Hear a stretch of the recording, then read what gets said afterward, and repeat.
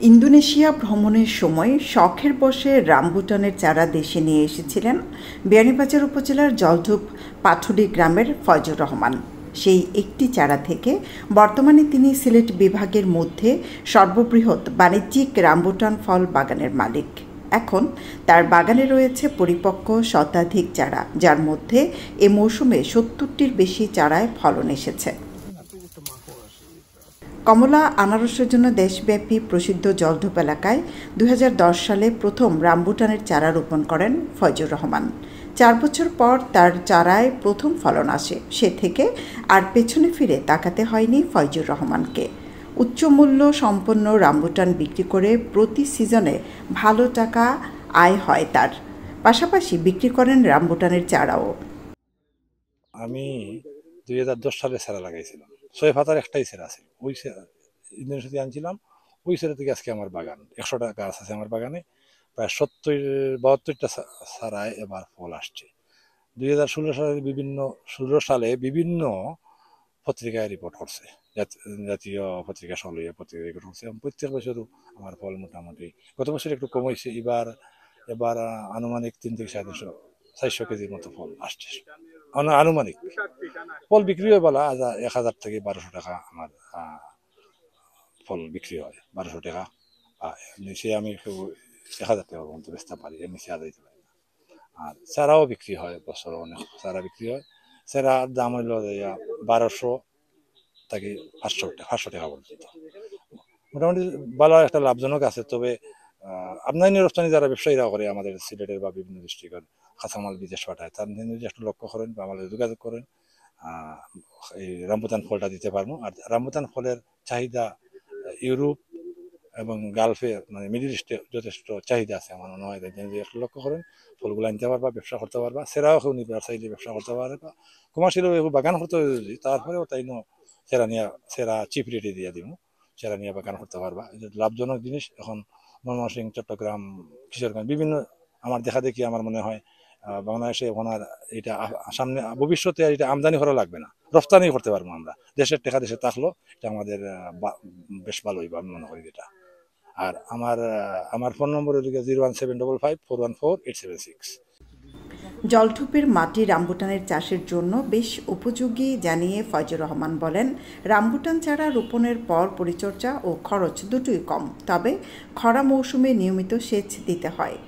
সুন্দরবন আর এসে পরিমাণে চট্টগ্রাম পাঠাইছি, টাঙ্গাইল পাঠাইছি, বিভিন্ন জায়গায় ফাটাইয়া থাকি। চাহিদা আছে, কন্ট্যাক্ট করে আমি তো চিপ রেডি দিয়ে দিই, ১,০০০ টাকা কেজি দিয়ে দিই। ৫ কেজি নিলে দিতে পারি, ২ কেজি দিতে পারি।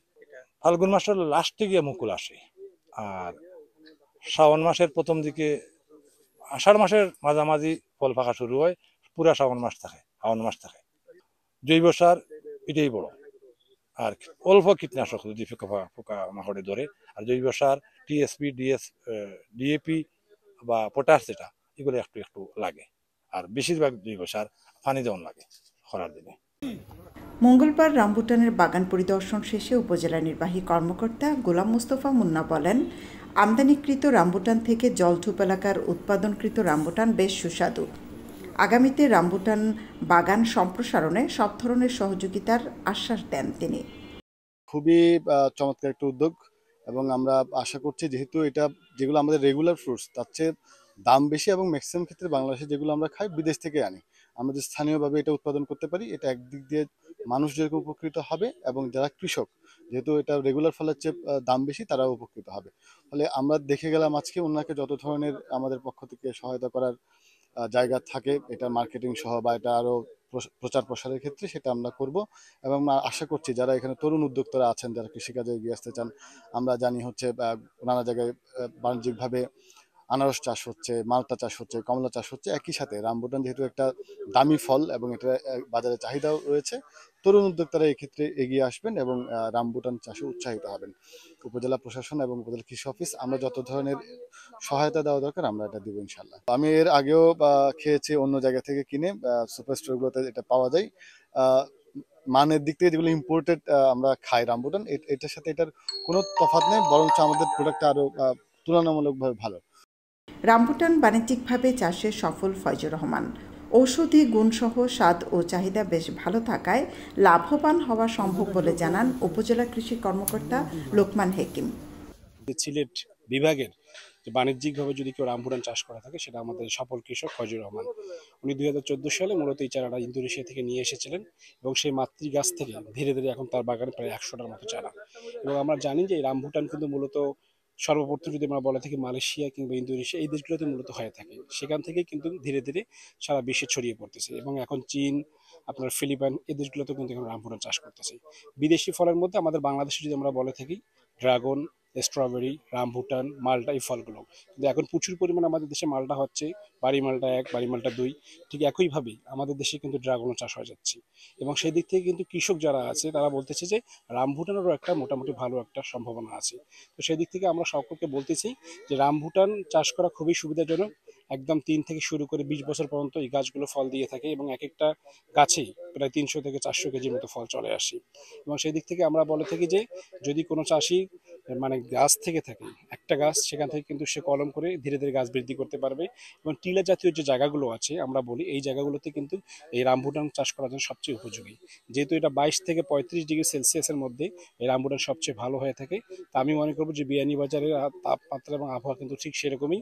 এই জন্য আমি মনে করবো যাদের টিলা আছে, বিশেষ করে যেখানে আগর বাগান আছে, এই বাগানগুলোতে যদি আমরা চাই এই রামবুটান চাষ করতে, তাহলে রামবুটানের তাপমাত্রা এবং চাষাবাদ কিন্তু ছড়িয়ে পড়বে।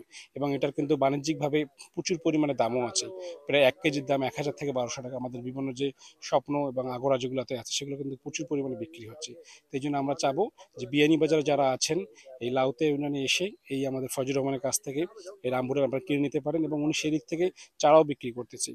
আপনারা চাইলে এখান থেকে চারাও কিনতে পারেন এবং আমরা সম্ভাবনা দেখতেছি আগামীতে ইনশাআল্লাহ এই রামবুটান সারা বাংলাদেশে ঠিক মালটা এবং ড্রাগনের মধ্যেই ছড়িয়ে পড়বে। আমরা বলে থাকি যে প্রচুর পরিমাণে আপনার সাইট্রিক এবং সেই সঙ্গে ম্যাগনেসিয়াম, তারপর আপনার গ্লুকোজ, ফ্রুক্টোজ সব কিছু আছে। এবং যদি আপনি ওষুধি গুণের কথা বলা থাকেন, এখানে অ্যান্টিসেপটিক আছে যেটা ব্যাকটেরিয়া প্রতিরোধে সহায়তা করে এবং অ্যান্টিঅক্সিডেন্ট আছে যেটা মানুষের জ্বর, সর্দি, কাশি প্রচুর পরিমাণে সহায়তা করে থাকে। লিচু সহ অন্যান্য ফল থেকে বেশ লাভজনক রামবুটান চাষ। বাগান গড়ে তুলতে যে কেউ লাভবান হবেন বলে মনে করেন স্থানীয় উপসহকারী কৃষি কর্মকর্তা ও জনপ্রতিনিধি। আমরা জলডুপর মাটি রামবুটানও লাগে খুব উপযোগী। আপনারা লেসু আমরা যারা চাষ করি, লেসু চাষ করার দেখা যায় যে আমরা সপ্তাহ দিনের ভিতরে লেসু যখন পাকা ধরে, কিন্তু সপ্তাহ দিনের ভিতরে যদি আপনি বাজারজাত করতে পারেন না তাইলে আপনার লেসু ফসা ধরে। আর এই রামবুটানের ওই লগেরই আপনি অনেক দিন ধরিয়া আপনি দাপে দাপে করতে পারবে। এর জন্য আমরা জলডুপ এলাকার যারা আসেন আমি অনুরোধ পাবো গিয়ে আপনারা যদি কমার্শিয়াল চিন্তাধারা করেন তাইলে এই রামবুটান চাষ করিয়া কিন্তু অনেক কৃষক স্বাবলম্বী হইতে পারবে। এবং আমরা আশাবাদী আমরা কৃষি কর্মকর্তা এবং আমাদের উপজেলা টিএনও মহোদয় ওনারাও সব ধরনের সাহায্য সহযোগিতা করবে। ইউনিয়নে বা বিয়ানীবাজার প্রচুর টিলা আছে, তো আপনারা যদি কেউ মানে এটা মানে চাষ করতে চান তাহলে আমাদের সাথে যোগাযোগ করবেন। ফজলুর রহমান ভাইয়ের কাছে চারা আছে, আপনারা চারা নিয়ে আপনারা বাগান করতে পারবেন। অন্যান্য ফুল গাছের তুলনায় এই রামবুটান গাছে পোকামাকড়ের আক্রমণটা কম, আর উনি সম্পূর্ণভাবে মানে কীটনাশক মুক্ত এবং ন্যাচারালি উনি চাষ করছেন, কোনো ধরনের রোগ পোকামাকড় নাই। এই জন্য এটা নিরাপদ খাদ্য হিসেবে বলা যায়। ওনার যখন এই যে মুকুল ছিল তখন থেকে আমরা ওনাকে পরামর্শ দিয়ে আসছি। আমরা ওনাকে ফুড পাম্প দিছি, ওই যে অনেক উপরে গাছ তো স্প্রে করার জন্য ফুড পাম্প দিছি, উনি ফুড পাম্পের সাহায্যে স্প্রে করেছেন। বিদেশি ফল রামবুটান চাষে বেশ সফল বিয়ানীবাজারের ফয়জুর রহমান। তারও এই সফলতায় আশা জাগিয়েছে এলাকার অন্যান্য কৃষকদেরও। বাজারে ব্যাপক চাহিদা ও ভালো দাম পাওয়ায় সুস্বাদু ফল রামবুটান চাষে ঘুরে দাঁড়ানোর স্বপ্ন দেখছেন বিয়ানীবাজারের অন্য কৃষকরা। সৈয়দা আখি হক, এবিটিভি।